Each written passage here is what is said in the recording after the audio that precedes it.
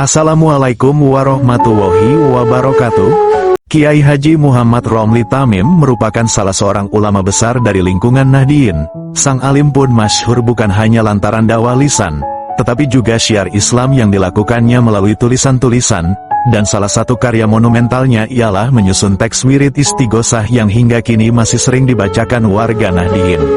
Kiai Haji Muhammad Romli Tamim adalah salah satu putra dari 4 putra Kiai Tamim Irsyad, yang merupakan seorang kiai asal Bangkalan, Madura.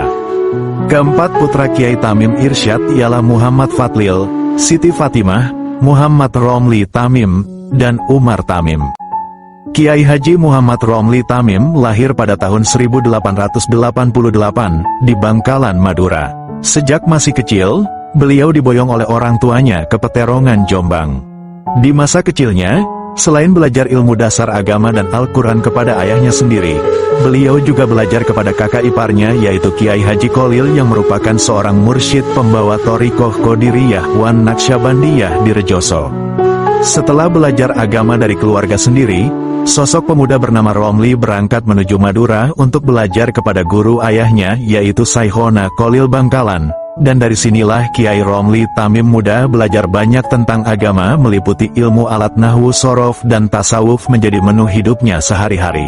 Setelah dirasa cukup belajar kepada Kiai Kolil Bangkalan, beliau melanjutkan belajar ke pesantren Tebuireng Jombang di bawah asuhan langsung Hadratus Syekh Kiai Haji Hashim Asy'ari. Pada usianya menginjak 25 tahun, usia yang cukup matang dan dewasa, kealiman, serta kecerdasan dan ketawadukan Kiai Romli Tamim membuat Hadratus Syekh Kiai Haji Hashim Asy'ari menaruh hati padanya. Akhirnya beliau diminta untuk mengajar para santri Tebuireng, bahkan karena dianggap mumpuni dalam mengajar, Kiai Romli diangkat menjadi lurah pondok di Tebuireng. Kemudian pada tahun 1919, Kiai Romli melanjutkan belajarnya di Tanah Suci Mekah kurang lebih selama 1 tahun beliau bermukim di sana. Setelah kembali ke Tebuireng, gelar Kiai melekat erat dalam nama beliau Kiai Muhammad Romli Tamim. Setelah lama mengabdi di Tebuireng, akhirnya beliau diambil sebagai menantu oleh Kiai Hashim, dan dinikahkan dengan putri beliau yaitu Neng Izah binti Kiai Haji Hashim Asy'ari. Pernikahan itu berlangsung pada tahun 1923 Masehi. Namun takdir berkata lain, pernikahan ini tidak berlangsung lama. Nyai Izah kemudian menikah lagi dengan Kiai Idris Kamali. Seusai pengabdiannya di Tebuireng dan setelah merasa gagal pada pernikahannya yang pertama, beliau kemudian menikah lagi dengan putri desa Besuk Jombang yang bernama Nyai Maisyarah, dan kemudian Kiai Haji Romli Tamim pulang ke rumah orang tuanya di Rejoso Peterongan. Di sana bersama keponakannya, Kiai Haji Dahlan Kolil, Kiai Romli saling bahu-membahu mengembangkan pondok pesantren Darul Ulum pada tahun 1939. Tidak lama kemudian adik Kiai Dahlan yaitu Kiai Masum pulang dari Makkah dan kemudian terbentuklah istilah 3 serangkai Kiai Darul Ulum. Di antara murid-murid Kiai Haji Romli Tamim yang terkenal dan menjadi kiai besar ialah Kiai Haji Muhammad Abbas Buntet Cirebon, Kiai Haji Muhammad Usman Ishak Sawah Pulu Surabaya, Kiai Haji Sonaji Kebumen, Kiai Haji Imron Hamzah Sidoarjo, Kiai Haji Muhammad Usman bin Nadi Al-Isyaki, Kiai Haji Khosin Yahya pengasuh pesantren Raudatul Ulum Malang, dan masih banyak lagi tentunya.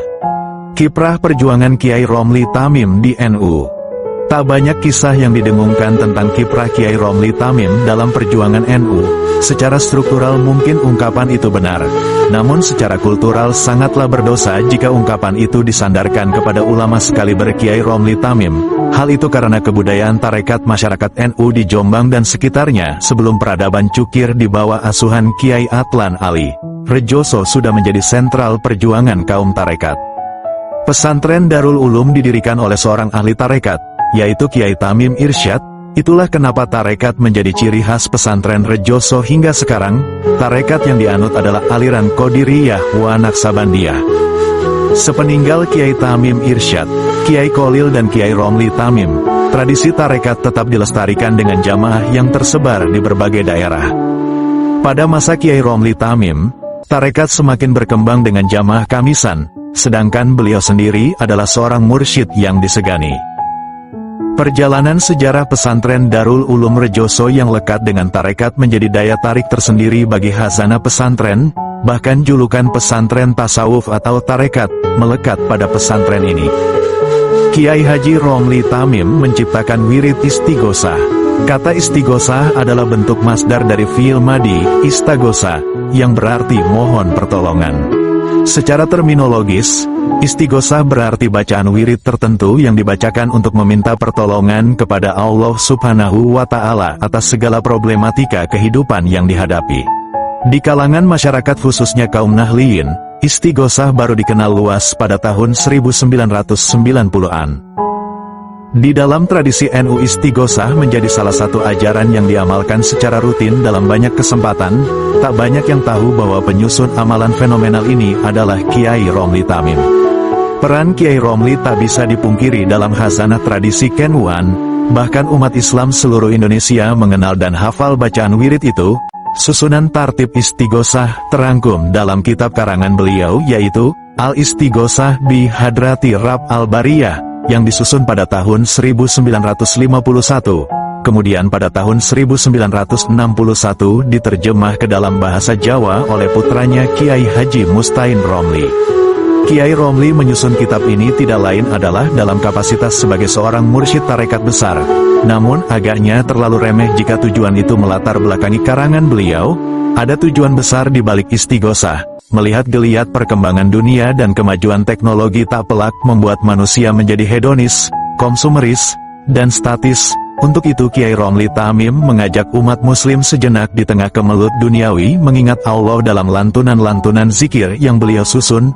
Kaum Nahdiyin patut bertawasul secara khusyuk pada Kiai Romli Tamim. Sebab tarekat yang beliau kembangkan adalah oase di tengah panasnya dunia dengan berbagai kemelut duniawi. Selain Al-Istighosah bi Hadrati Robbil Bariyah, beliau Kiai Haji Romli Tamim juga produktif dalam menulis kitab. Di antara kitab-kitab karangan beliau ialah Samratu Al-Fikriyah, Risalah Al-Waqiyah, Risalah Sholawat Nariyah. Dan selain terkenal sebagai seorang mursyid thariqah, beliau Kiai Haji Muhammad Romli Tamim juga terkenal sebagai seorang yang dermawan dan suka memberi kepada orang yang membutuhkan. Hal tersebut dibenarkan dan dibuktikan oleh salah satu cerita Kiai Haji Mujib Mustain yang tak lain cucu Kiai Haji Muhammad Romli Tamim dalam sebuah unggahan akun resmi Ponpes Darul Ulum @darululum official. Kiai Romli Tamim atau Mbah Romli setiap Jumat pagi sering terlihat menangis sedih saat tidak mempunyai uang. Kesedihan Mbah Romli tidak mempunyai uang bukan tanpa sebab, melainkan karena beliau tak bisa memberikan uang kepada orang yang sedang membutuhkan. Suatu hari pernah ditanyakan kesedihan Mbah Romli Tamim oleh Kiai Haji Mustain Romli yang tak lain merupakan putra Mbah Romli. "Kenapa Bapak kelihatannya sedih sampai mau menangis gitu?" tanya Kiai Haji Mustain Romli kepada ayahnya. Kemudian beliau, Mbah Romli, menjawab, "Iyain, kepengen menangis rasanya ketika hari Jumat seperti ini tidak mempunyai uang, jadi tidak bisa jalan-jalan ke kampung membagikan uang kepada orang yang membutuhkan," jawab Mbah Romli. Seperti yang diketahui, Mbah Romli memang mempunyai kebiasaan ketika selesai mengimami jamaah sholat subuh beliau selalu keliling kampung. Menurut Kiai Haji Mustafa Masud bin Ibu Nyai Maimunah binti Khalil Al-Juraimi, beliau pernah bercerita, selesai menunaikan salat subuh, beliau pernah diajak Mbah Romli untuk keliling kampung sekitar pesantren. Di sana, Mbah Romli turut menyapa warga sekitar. Sapa Mbah Romli kepada warga sekitar, "Bagaimana, suamimu, anakmu sehat? Itu dapurmu kok belum ada asapnya, belum masak ya?" tanya Mbah Romli dalam cerita. Kemudian warga sekitar menjawab, "Iya, belum punya beras Yai," katanya. Setelah itu, Mbah Romli langsung menyuruh untuk mengambil beras di rumahnya dan dibagi-bagikan kepada masyarakat situ. Menurut Kiai Haji Mustafa, dalam perjalanan keliling kampung melihat anak kecil beliau juga langsung memberi uang. Tak hanya itu, sikap dermawan dan baik hati Kiai Haji Romli Tamim juga ditunjukkan ketika bertemu orang. Beliau sering menyapa dan menolong yang membutuhkan, khususnya warga di Kabupaten Jombang. Kiai Haji Muhammad Romli Tamim wafat pada 16 Ramadan 1377 Hijriah atau tanggal 6 April tahun 1958 Masehi di Rejoso.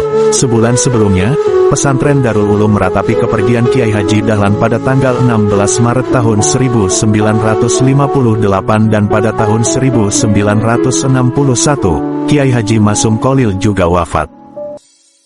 Diceritakan bahwa sebelum membuat wirid istighosah, Kiai Romli Tamim melaksanakan riyadoh atau tirakat puasa selama 3 tahun. Selama masa tirakat itulah beliau memperoleh ijazah wirid-wirid istighosah dari para waliullah. Dan wirid pertama yang beliau terima adalah wirid berupa istighfar, dan karena itulah istighfar beliau letakkan di urutan pertama dalam susunan istighosahnya. Demikian juga urutan berikutnya adalah sesuai dengan urutan beliau menerima ijazah dari para waliullah lainnya.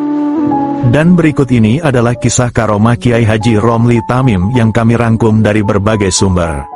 Salah satu karomah Kiai Haji Muhammad Romli Tamim yang banyak diriwayatkan oleh para kiai diantaranya adalah saat berkecamuknya perang melawan sekutu yang diboncengi Nika pada bulan November tahun 1945. Al-Kisah, di zaman pertempuran melawan sekutu berkecamuk kembali di tanah air, tepatnya saat pertempuran tanggal 10 November tahun 1945 di Surabaya, beliau menggerakkan para santri-santri untuk maju perang di barisan komando Hadratus Syekh Kiai Haji Hashim Asy'ari yang tak lain merupakan guru sekaligus mertua beliau. Beliau sendiri turut terjun ke medan tempur saat itu. Sebelumnya para santri diberi minuman dan dibekali kepalan-kepalan tanah liat yang telah diasmai. Konon, setiap kepalan tanah liat itu dilemparkan, akan bereaksi seperti bom yang meluluhlantakkan musuh, dan seperti kita ketahui bersama, kemenangan berhasil diraih para pejuang Hizbullah saat itu.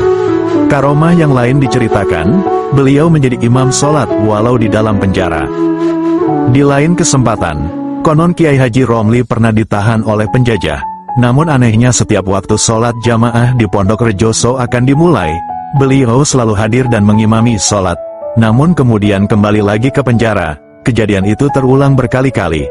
Karena hal inilah yang pada akhirnya menggemparkan para penjajah saat itu. Karena keanehan Kiai Haji Romli Tamim saat itu mengundang simpati besar masyarakat Jombang dan sekitarnya. Dan setiap harinya para santri dan masyarakat berdatangan mengunjungi beliau di penjara. Akhirnya karena kewalahan melihat orang yang setiap hari berdatangan, beliau pun akhirnya dibebaskan oleh penjajah. Kisah lain diceritakan tentang bioskop, yang konon pernah ada di sekitar Pasar Peterongan. Karena keberadaan bioskop itu menjadi ajang maksiat dan sangat meresahkan masyarakat, hingga banyak yang mengadukan hal itu kepada beliau. Beliau hanya berpesan untuk melemparkan beberapa butir batu ke halaman bioskop tersebut. Konon beberapa waktu kemudian bioskop tersebut bangkrut dan tutup dengan sendirinya. Salah satu karomah Kiai Haji Muhammad Romli Tamim ditunjukkan saat beliau masih menjadi santri Syekhona Kholil Bangkalan. Pasti kita semua tahu bahwa Syekhona Kholil Bangkalan adalah sosok ulama besar yang penuh dengan kisah karomahnya. Dari sekian banyak santrinya, Kiai Haji Romli Tamim Peterongan merupakan salah satu murid beliau yang juga menjadi ulama besar. Kisah ini diceritakan oleh Kiai Haji Sonaji Mojosari. Sewaktu Kiai Romli menjadi santri Kiai Kholil, pernah suatu hari beliau dipanggil oleh gurunya Syekhona Kholil Bangkalan, "Romli, cincin bunyaimu jatuh ke dalam WC, coba tolong cari dan berikan padaku," ucap Kiai Kholil kepada santrinya itu. Sebagai santri, Kiai Romli muda pun tanpa berpikir panjang bergegas masuk ke WC dan mencari cincin tersebut. Dan alhasil setelah beberapa saat cincin itu pun telah ditemukan. Dengan perasaan senang Kiai Romli muda pun langsung menemui gurunya dan memberikan cincin itu dengan tangan kanannya. Melihat hal itu Kiai Kholil malah marah, dan mengambil cincin itu lalu membuangnya lagi ke dalam WC.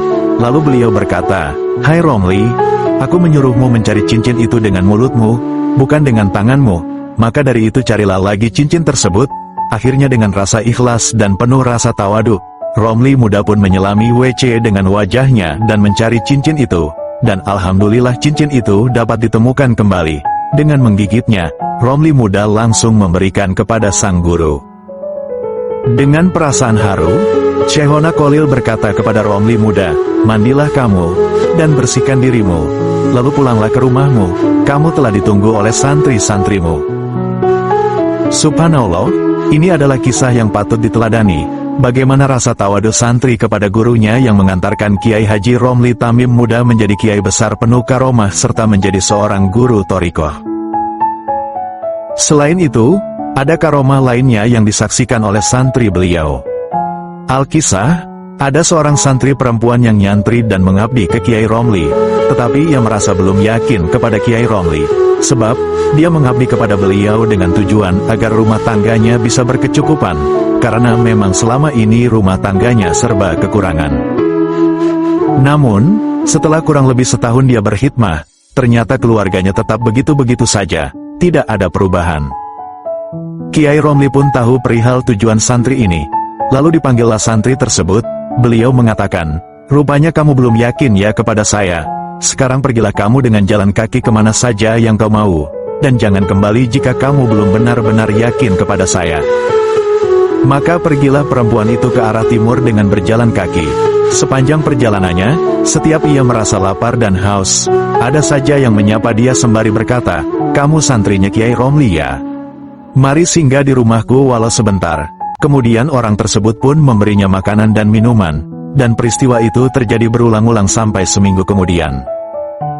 Dan setelah genap seminggu ia berjalan, ia merasa capek dan akhirnya dia tidur di bawah pohon. Dalam tidurnya, ia bermimpi bertemu dengan orang berpakaian putih seraya berkata, "Hai santrinya Kiai Romli, jika kamu hanya menginginkan harta dunia maka terimalah ini, tetapi jika kamu menginginkan keberkahan dalam hidupmu, maka segeralah kamu kembali kepada gurumu." Saat terbangun, tiba-tiba ia mendapati bongkahan emas di pangkuannya. Ia terkejut bukan main melihat bongkahan besar emas yang andaikan dijual, maka rumah tangganya akan terpenuhi dan tidak akan kekurangan sama sekali. Akhirnya, ia memutuskan untuk kembali menemui Kiai Romli sambil membawa bongkahan emas yang didapatnya melalui mimpi. Saat dia telah sampai, Kiai Romli pun berkata, "Loh, kok kamu sudah kembali?" Santri itu menjawab, "Iya Kiai, saya sudah yakin dan insya Allah saya ikhlas berkhidmah pada Kiai. Ini batu emas yang semalam saya terima," sembari menunjukkan sesuatu yang ada di tangannya. Kiai Romli pun berkata, "Ambil saja batu itu milikmu." "Tidak Kiai, saya hanya ingin hidupku dan keluargaku penuh berkah," jawab si santri. "Kalau begitu, taruh batu itu di atas meja sana," jawab Kiai Romli. Maka segera ditaruhlah batu itu di atas meja, dan si santri kembali melaksanakan tugasnya sebagai khodam dalam. Kemudian, setelah genap 2 tahun ia berkhidmah, ia disuruh pulang oleh Kiai Romli. Setelah ia pulang dan kembali bersama keluarganya, ia benar-benar merasakan keberkahan dalam hidupnya. Ilmunya yang walau sedikit ternyata mendatangkan berkah dan manfaat baik untuk diri, keluarganya, maupun masyarakat luas. Hampir setiap hari, rumahnya tidak pernah sepi dari tamu dari berbagai daerah. Demikianlah sedikit kisah dari Kiai Haji Romli Tamim. Sampai ketemu lagi di video kami selanjutnya. Wassalamualaikum warahmatullahi wabarakatuh.